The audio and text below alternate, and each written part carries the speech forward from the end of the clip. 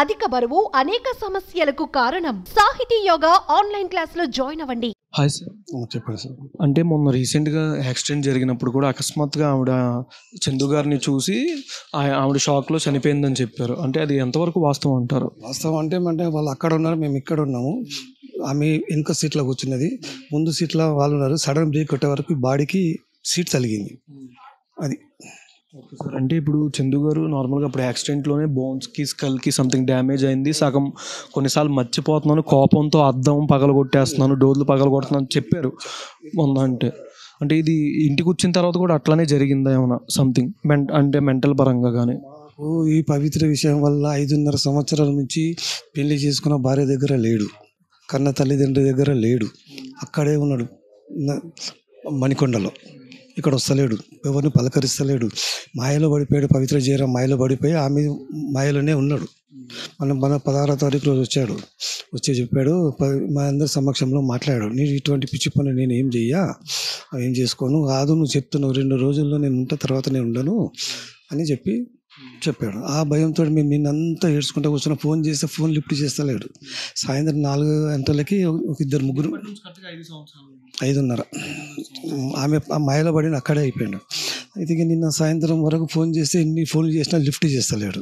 Lift చేయ వరకు అనుమానం వచ్చి మణికొండకు 2-3 పిల్లలు పంపించాం. ఆ రూమ్ దగ్గర ఫోన్ పెడితే రింగ్ అవుతున్నది. లోపల నుంచి గడే ఉన్నది. ఆ వాచ్మెన్ పిలిచాడు. ఆ పిల్లలు పిలిస్తే, సార్ ఇక్కడ నుంచి శబ్దం వస్తుంది ఫోన్ది, మరి లోపల నుంచి గుళ్ళెం ఉంది, మరి ఏం చేయమంటే ఒక తన్నుదనండి అని వాళ్ళు ఆ పని చేసిన తర్వాత పోలీసు వాళ్ళు చెప్పారు, ఆ పని చేయకండి అని చెప్పి. ఎవరైనా వాళ్ళ ఓన్ పేరెంట్స్ రావాలా, అది యాజ్ పర్ వాళ్ళ ఓన్ పేరెంట్స్ వచ్చిన తర్వాతే మీరు లోపలిపోయి హక్కు అంతవరకు లేదని చెప్తే మేము దారిలో ఉన్నాం. ఇక్కడ నుంచి 5 గంటలకు వెళ్తే 8:45 చేరినాం అక్కడికి. అప్పటి వరకు వాళ్ళు ఆపారు, పోలీసు వాళ్ళు ఉన్నారు.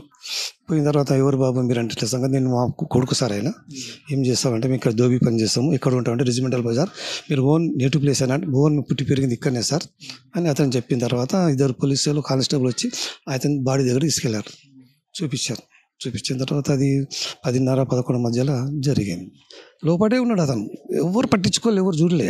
మేము సాయంత్రం కూడా పోయే వరకు లేకుంటే కూడా అది అంతే, తెలిసేది కాదు ఎవరికి. ఇక్కడ అంటే లాస్ట్గా ఎవరితో మాట్లాడినా, మీతో ఇంట్లో వాళ్ళతో కానీ ఎవరితోనా? మా డాక్టర్తో ఎక్కడ పోతున్నాను అంటే, నేను ఎల్ఐసి ఇన్సూరెన్స్ చేసేది ఉంది, లక్కడి కప్పులు పోయి వస్తామ్మా, ఎక్కడ పోను, మళ్ళీ తొందరగా వస్తాను చెప్పిపోయింది. అదే లాస్ట్ మాట మా డాక్టర్ తోటి. అంటే బెంగళూరు నుంచి రాగానే అఫీషియల్గా అనౌన్స్మెంట్ కూడా వాళ్ళిద్దరు పవిత్ర జయరాం గారిది అండ్ చందు గారు అనౌన్స్మెంట్ చేస్తున్నారు అఫీషియల్గా, మీ ఇద్దరం హస్బెండ్ అండ్ వైఫ్ అని అనౌన్స్మెంట్ చేస్తున్నారు కదా. దీని మీద అంటే వైఫ్ అంటే మాకు ఆ ద్వారా మాకు ఏం తెలియదు సార్. మేము ఒక పెళ్లి చేసిన ఒక్కరికి 10 మంది సమక్షంలో, వాళ్ళు చేసుకునేది వాళ్ళకి తెలుసు, మాకు తెలియదు. మాకు చెప్పాలి. వాళ్ళు గాలికి అంటున్నారు, మేము చేసుకున్నాం ఇద్దరం పెళ్లి, మేము పెళ్లి భార్య భర్తలు అంటున్నాం. మేము ఎట్లా నమ్ముతాం సార్? మేము చూసింది లేదు, అక్షంతలు వేసింది లేదు, మాకు చెప్పింది కూడా లేదు. మేము భార్య భర్తలమని ఫోటోస్లు పెడుతున్నారు, యూట్యూబ్లో పెడతా ఉన్నారు. అంటే ఇప్పుడు నేను ఇంటికి తీసుకురావడం కానీ పవిత్ర జయరాం కానీ అట్లా జరిగిందా? అంటే ఏం లేదు సార్. మేము ఆమె ముఖం తెలియదు, ఆమె ప్లేస్ తెలియదు, మాకేం తెలియదు. తెలిసింది 5.5 years బ్యాక్. ఇక్కడ వెళ్ళిపోయిన తర్వాత మాకు మళ్ళీ రాలేదు. కట్టుకున్న పిల్లల దగ్గర కూడా రాలేదు, పిల్లల్ని కూడా చూడలేదు. ఒక పాప ఒక బాబు, ఇద్దరు చిన్న పిల్లలు. ఇప్పుడు చేతి మీద 2021 అని టాటూ ఉంది, ఇద్దరి మీద ఉంది. అంటే ఏంటి, ఆయిరే కలిసారా లేకపోతే ఏంటని? ఆ టైంలో కలిసారు. దానివల్ల కూడా ఫస్ట్ టైం కూడా గొడవ చేసింది. ఆ టాటూ ఎందుకు పెట్టుకున్నా, తీసేసినాకనే ఇంట్లోకి రావద్దు, నేను నా సచ్చినా బ్రతికినా నాకు ఆమె నువ్వు వద్దు, ఇది చెప్పడం జరిగింది సార్ రోడ్డు పైన. అంటే యాక్సిడెంట్ తర్వాత మీరు కలవడం జరిగిందా? కార్ యాక్సిడెంట్ తర్వాత జరిగిందంటే మొన్న 16వ తారీఖు జరిగింది సార్. 10 మంది సమక్షంలో కూర్చుండబెట్టి అడిగాము, వీటిని మాట్లాడుతూ నిత్యం చేస్తున్నాను, నేను పిరుకున్నా, నేను అటువంటి పనులు ఏం చేయను, నేను మంచిగానే ఉంటున్నా, పిల్లల కోసం బ్రతుకుతా, నేను ఎందుకు చెప్తా అని అందరితో మాట తీసుకున్నాడు సార్. తీసుకున్న తర్వాత వెళ్ళిపోయిన తర్వాత నెక్స్ట్ డే. అంటే మీరు చిన్నప్పటి నుంచి చూస్తూ ఉంటారు మీ అబ్బాయి కాబట్టి, అంటే ఎట్లా ఉండేది అంటే మైండ్ సెట్ కానీ, ఏదైనా నార్మల్గా ఏదైనా చేసే పనిలో కానీ? చేసే పనులు ఖచ్చితంగా 100% ఏ పని తలుచుకున్న ఆ పని ఖచ్చితంగా చేస్తాడు. ఫ్రెండ్స్ సర్కిల్లో కానీ ఇంటి పనిలో కానీ ఖచ్చితంగా చేస్తాడు. ఆ పని బ్యాలెన్స్ పెట్టాడు.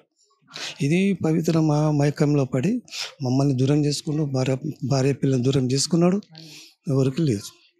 అంటే మా పర్సన్ యొక్క ఇంటర్వ్యూలో కూడా చెప్పారు, రేపు May 19 రిలీజ్ అవుతుంది, పవిత్ర గారు చేసిన వైఫ్ అండ్ హస్బెండ్ స్క్రిప్ట్ 39 ఇది మహోత్సవాల్లో స్క్రిప్ట్ ఒకటి చేశారు, అది రిలీజ్ అవుద్ది, ఇది ఒక హ్యాపీనెస్ ఇచ్చి వెళ్ళిపోయింది నాకు.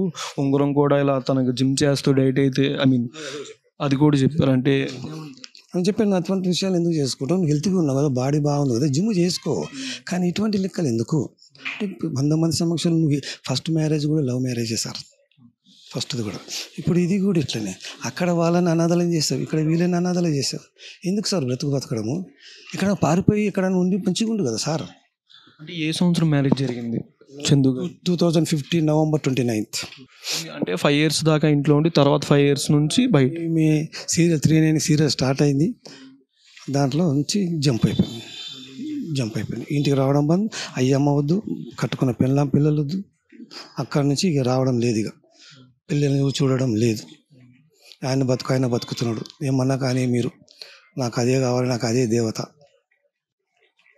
లైఫ్ అని కూడా చెప్పారు కదా పవిత్ర జయరాం. ఆమెనే నాకు లైఫ్, నువ్వు నాకు వేస్ట్ ఉన్నావు, నాకు వద్దు, నాకు ఆమెనే లైఫ్ అలా చెప్పారు.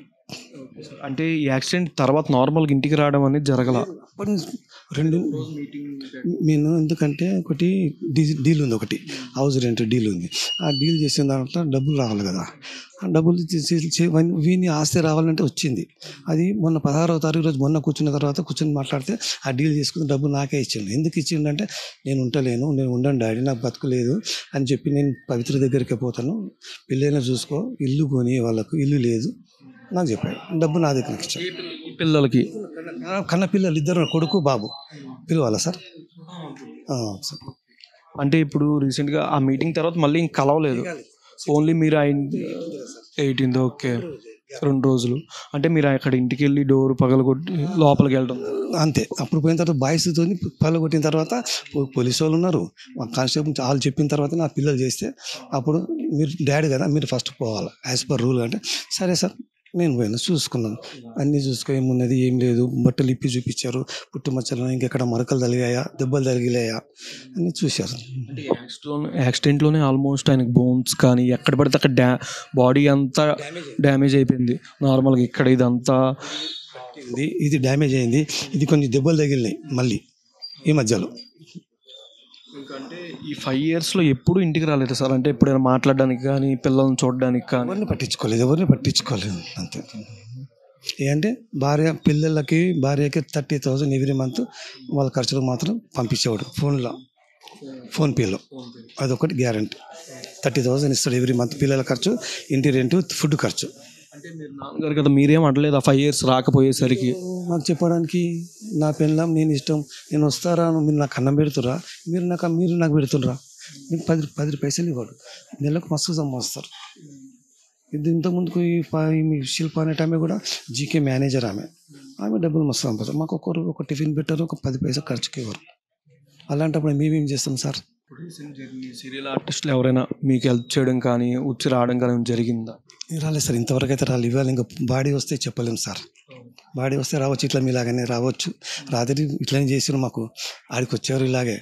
రాధమ్మ సీరియల్ 3 సీరియల్ వాళ్ళు వచ్చారు, మేము ఇక్కడ ప్రొడ్యూసర్ డైరెక్టర్ అన్నారు సార్. ఇప్పుడు మేము ట్రెడిషన్లో ఉన్నాము, మాకు టెన్షన్ ఉంది, మాకు బాగాలేదు, ఇప్పుడు రేపు మాట్లాడతాం సార్ అని చెప్పి తప్పించుకొని మేము 2:30 అయింది ఉస్మానియాలో.